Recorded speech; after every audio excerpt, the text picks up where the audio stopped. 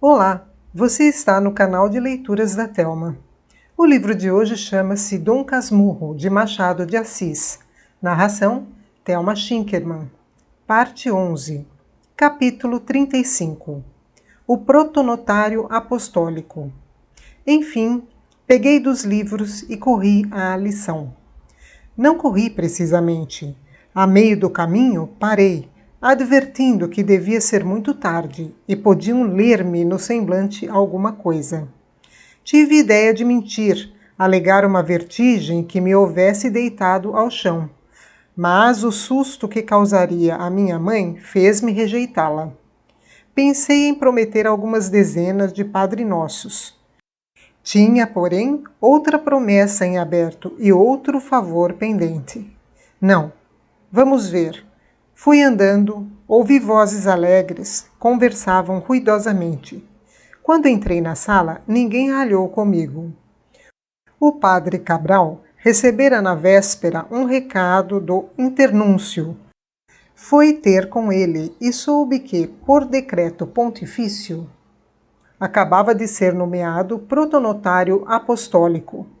Esta distinção do Papa dera-lhe grande contentamento a todos os nossos. Tio Cosme e prima Justina repetiam o título com admiração. Era a primeira vez que ele soava aos nossos ouvidos, acostumados a cônegos, monsenhores, bispos, núncios e internúncios. Mas que era protonotário apostólico? O padre Cabral explicou que não era propriamente o cargo da cúria, mas as honras dele. Tio Cosme viu exalçar-se no parceiro de Voltarete e repetia: protonotário apostólico. E voltando-se para mim: prepara-te, Bentinho, tu podes vir a ser protonotário apostólico. Cabral ouvia com gosto a repetição do título. Estava em pé, dava alguns passos, sorria ou tamborilava na tampa da bocheta. O tamanho do título, como que lhe dobrava a magnificência, posto que, para ligá-lo ao nome, era demasiado comprido. Esta segunda reflexão foi tio Cosme que a fez. Padre Cabral acudiu que não era preciso dizê-lo todo, bastava que lhe chamassem de protonotário Cabral. Subentendia-se apostólico. Protonotário Cabral. Sim, tem razão, protonotário Cabral. Mas, senhor protonotário, acudiu prima Justina para se ir acostumando ao uso do título. Isto o obriga a ir a Roma? Não, dona Justina. Não, são só as honras, observou minha mãe. Agora não impede, disse Cabral, que continuava a refletir, não impede que nos casos de maior formalidade, atos públicos, cartas de cerimônia, etc., se empregue o título inteiro, protonotário apostólico. No uso comum, basta protonotário. Justamente, assentiram todos. José Dias, que entrou pouco depois de mim, aplaudia a distinção e recordou, a propósito, os primeiros atos políticos de Pio IX, grandes esperanças da Itália. Mas ninguém pegou do assunto. O principal da hora e do lugar era o meu velho mestre de latim. Eu, voltando a mim do receio, entendi que devia cumprimentá-lo também.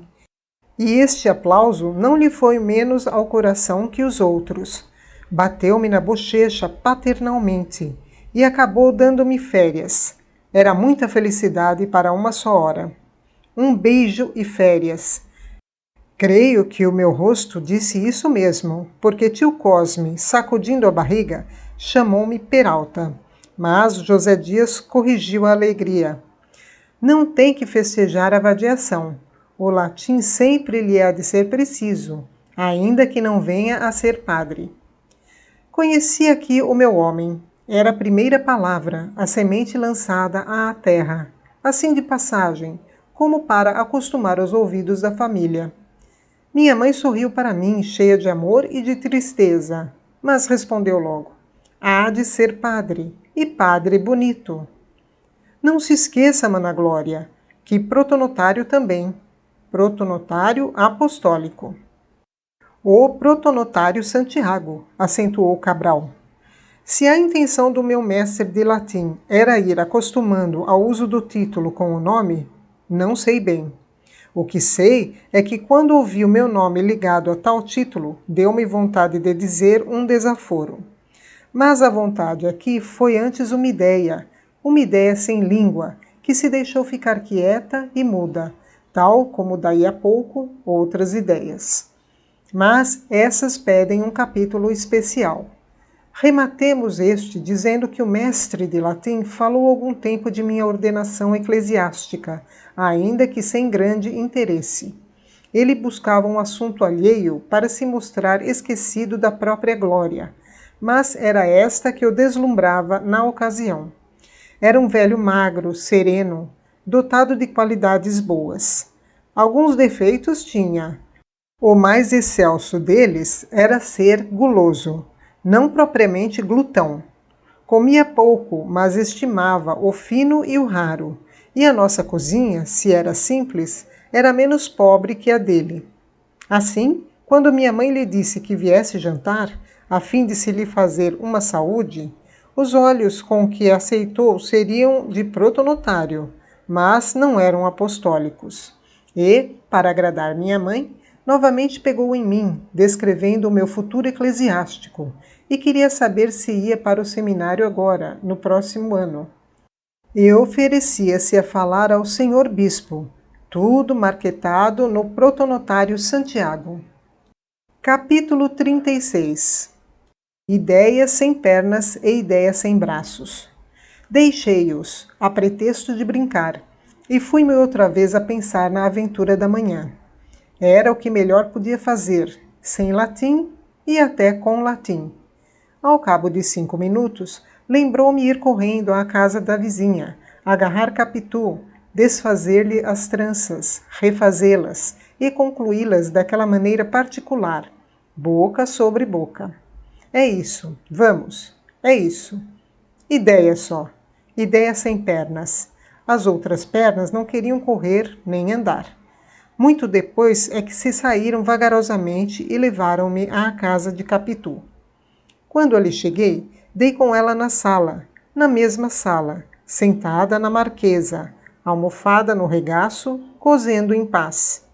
Não me olhou de rosto, mas a furto e a medo, ou, se preferes a fraseologia do agregado, oblíqua e dissimulada. As mãos pararam, depois de encravada na agulha no pano. Eu, do lado oposto da mesa, não sabia que fizesse, e outra vez me fugiram as palavras que trazia. Assim gastamos alguns minutos compridos, até que ela deixou inteiramente a costura, ergueu-se e esperou-me. Fui ter com ela e perguntei se a mãe havia dito alguma coisa. Respondeu-me que não.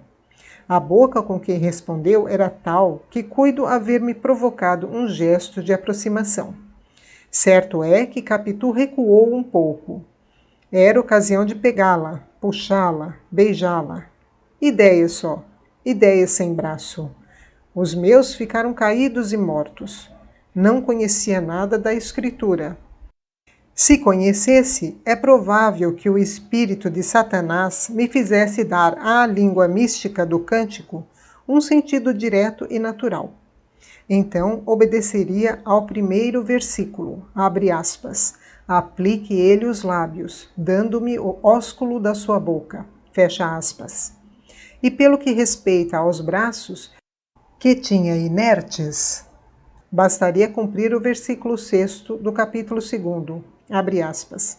A sua mão esquerda se pôs já debaixo da minha cabeça, e a sua mão direita me abraçará depois, fecha aspas. Vedes aí a cronologia dos gestos. Era só executá-la, mas ainda que eu conhecesse o texto, as atitudes de Capitu eram agora tão retraídas que não sei se não continuaria parado. Foi ela, entretanto, que me tirou daquela situação. Capítulo 37. A alma é cheia de mistérios. Padre Cabral estava esperando há muito tempo? Hoje não dei lição, tive férias. Expliquei-lhe o motivo das férias, Contei-lhe também que o padre Cabral falara da minha entrada no seminário, apoiando a resolução de minha mãe, e disse dele coisas feias e duras. Capitu refletiu algum tempo e acabou perguntando-me se podia ir cumprimentar o padre, à tarde, em minha casa. Pode, mas para quê? Papai naturalmente há de querer ir também, mas é melhor que ele vá à casa do padre, é mais bonito. Eu não, que já sou meio moça, concluiu rindo. O riso animou-me.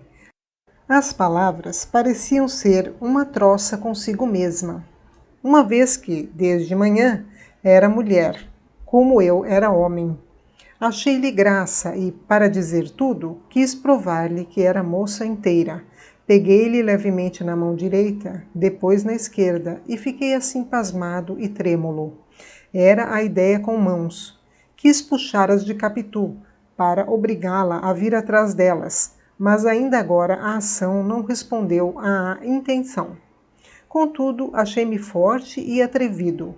Não imitava ninguém. Não vivia com rapazes que me ensinassem anedotas de amor. Não conhecia a violação de Lucrécia. Dos romanos apenas sabia que falavam pela artinha do padre Pereira e eram patrícios do Pôncio Pilatos. Não nego que o final do penteado da manhã era um grande passo no caminho da movimentação amorosa, mas o gesto de então foi justamente o contrário deste. De manhã, ela derreou a cabeça. Agora fugia-me. Nem é só nisso que os lances diferiam. Em outro ponto, parecendo haver repetição, houve contraste. Penso que ameacei puxá-la a mim. Não juro, começava a estar tão alvoroçado que não pude ter toda a consciência dos meus atos.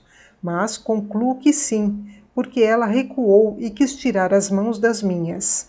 Depois, talvez por não poder recuar mais, colocou um dos pés adiante e outro atrás, e fugiu com o busto.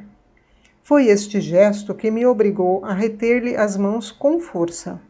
O busto, afinal, cansou e cedeu, mas a cabeça não quis ceder também, e caída para trás, inutilizava todos os meus esforços, porque eu já fazia esforços, leitor amigo. Não conhecendo a lição do cântico, não me acudi estender a mão esquerda por baixo da cabeça dela. Demais, este gesto supõe um acordo de vontades, e Capitu, que me resistia agora, aproveitaria o gesto para arrancar-se à outra mão e fugir-me inteiramente. Ficamos naquela luta sem estrépito, porque apesar do ataque e da defesa, não perdíamos a cautela necessária para não sermos ouvidos lá de dentro. A alma é cheia de mistérios. Agora sei que a puxava. A cabeça continuou a recuar, até que cansou. Mas então foi a vez da boca. A boca de Capitu iniciou um movimento inverso, relativamente à minha, indo para um lado, quando eu a buscava do outro oposto. Naquele desencontro estivemos, sem que ousasse um pouco mais, e bastaria um pouco mais. Nisto, ouvimos bater à porta e falar no corredor. Era o pai de Capitu, que voltava da repartição um pouco mais cedo, como usava às vezes. Abre, Nanata! Capitu, abre! Aparentemente, era o mesmo lance da manhã, quando a mãe deu conosco, mas só aparentemente. Verdade era outro. Considerai que de manhã tudo estava acabado, e o passo de Dona Fortunata foi um aviso para que nos compuséssemos. Agora lutávamos com as mãos presas e nada estava sequer começado. Ouvimos o ferrolho da porta que dava para o corredor interno. Era a mãe que abria. Eu, uma vez que confesso tudo, digo aqui que não tive tempo de soltar as mãos de minha amiga. Pensei nisso, cheguei a tentá-lo, mas Capitu, antes que o pai acabasse de entrar, fez um gesto inesperado. Pousou a boca na minha boca e deu de vontade o que estava a recusar à força. Repito, a alma é cheia de mistérios. Capítulo 38. Que susto, meu Deus! Quando Pádua, vindo pelo interior, entrou na sala de visitas, Capitu, em pé, de costas para mim, inclinada sobre a costura, como a recolhê-la, perguntava em voz alta: Mas, Bentinho, que é protonotário apostólico? Ora, vivam! Exclamou o pai. Que susto, meu Deus! Agora que o lance é o mesmo, mas se conto aqui, tais quais, ou 2 lances que há 40 anos, é para mostrar que Capitu não se dominava só em presença da mãe. O pai não lhe meteu mais medo. No meio de uma situação que me atava a língua, usava da palavra com a maior ingenuidade deste mundo. A minha persuasão é que o coração não lhe batia mais nem menos. Alegou susto e deu à cara um ar meio enfiado.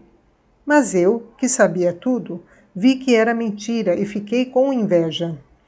Foi logo falar ao pai, que apertou a minha mão e quis saber por que a filha falava em protonotário apostólico. Capitu repetiu-lhe o que ouvira de mim e opinou logo que o pai devia ir cumprimentar o padre em casa dele. Ela iria à minha. E, coligindo os petrechos da costura, enfiou pelo corredor, bradando infantilmente: Mamãe, jantar, papai chegou.